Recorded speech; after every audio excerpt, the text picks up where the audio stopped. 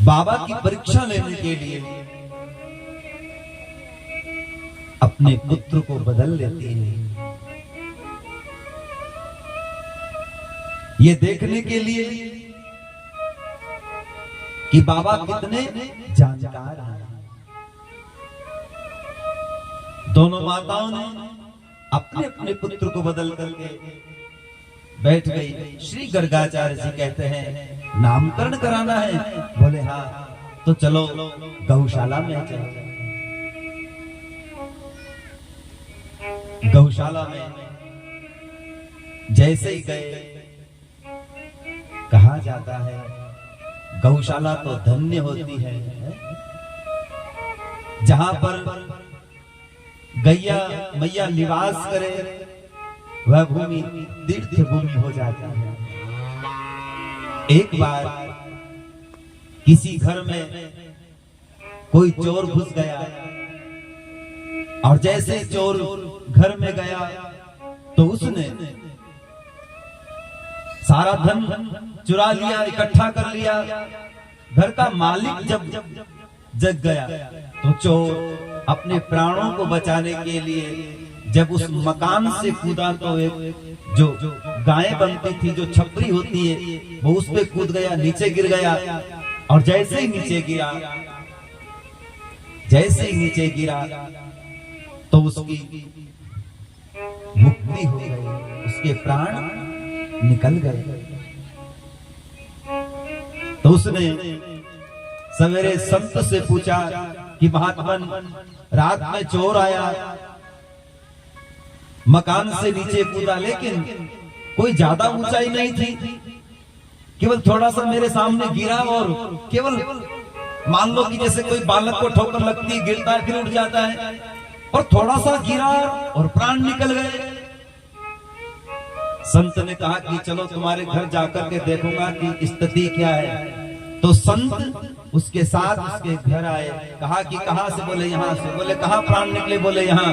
संत ने कहा इसके प्राण निकले, बताओ क्या हुआ। बोले क्या कि यहाँ पर गौ माता बंधती है। जैसे ही वो गिरा तो गैया मैया का गौमूत्र उसके मुख में चला गया, तो गैया मैया के गौमूत्र ने उसको मुक्ति प्रदान कर दी। बोलो जय, उसको मुक्ति प्रदान कर दी।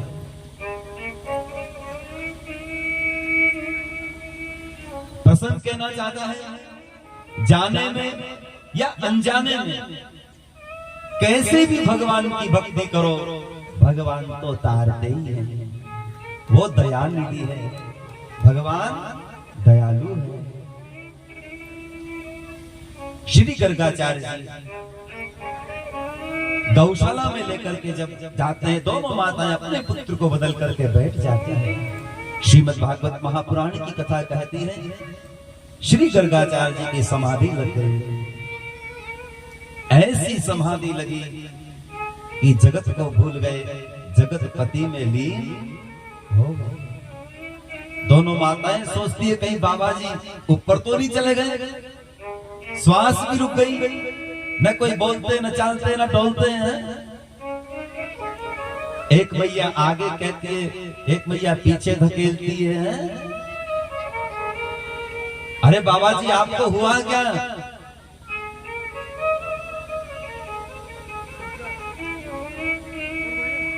और एक बात बहुत आदर के साथ कहें, भगवान की भक्ति में भक्त लीन हो जाता है। आप लोगों ने संत श्री नरसिंह जी महाराज की कथा सुनी है, जहां पर नरसिंह जी महाराज के साथ समाज ने साथ नहीं दिया।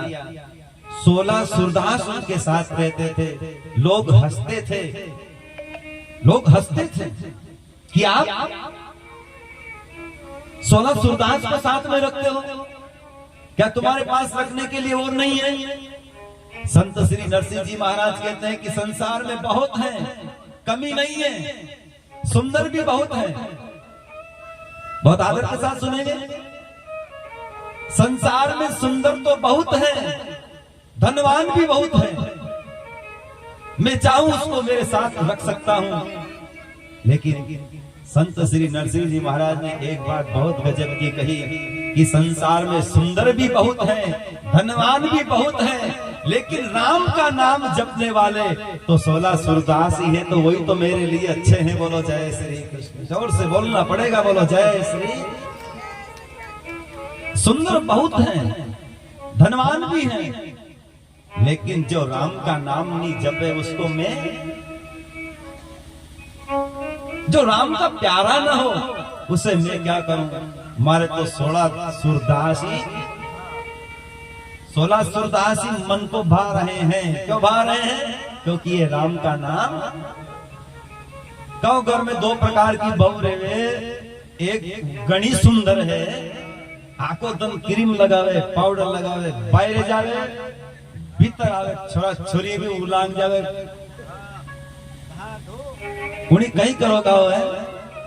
एक बापड़ी गरीब है, मले जो खाले पानी की चाय पीले पर सबकी सेवा करे, बागी बागी बड़का है।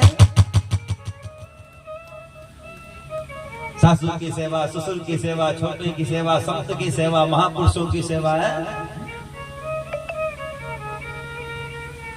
संत श्री नरसिंह जी महाराज कहते हैं, वैसे तो संसार में बहुत है, सुंदर भी है, धनवान भी है, लेकिन मैं 16 सूरदास को इसलिए साथ में रखता हूं कि अणगे न तो कोई सजवा की टेंशन, इनको कुछ नजर आता ही नहीं है तो क्या सजेंगे।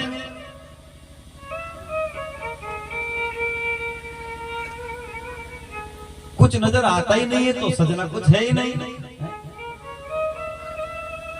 और एक बार बहुत आदर के साथ कहें, जो स्नान करके कांच को देखते हैं तो कांच भाग्यशाली नहीं होता है, क्रीम लगा करके कांच को देखते हैं वो कांच भाग्यशाली, कभी कभी कांच भी भाग्यशाली हो जाता है। सुनना, जैसे स्नान करके रोज कांच को देखते हैं, देखो, लेकिन कांच भाग्यशाली नहीं हुआ। क्रीम लगा करके कांच को देखो, कांच भाग्यशाली नहीं हुआ, लेकिन किसी दिन कोई चंदन लगा करके, भगवान का तिलक लगा करके, साधु संतों के चरणों की रज को लगा करके, जब कोई दिन किसी दिन अगर कोई कांच को देख लेता है तो वो कांच भी भाग्यशाली हो जाता है। बोलो जय श्री कृष्ण।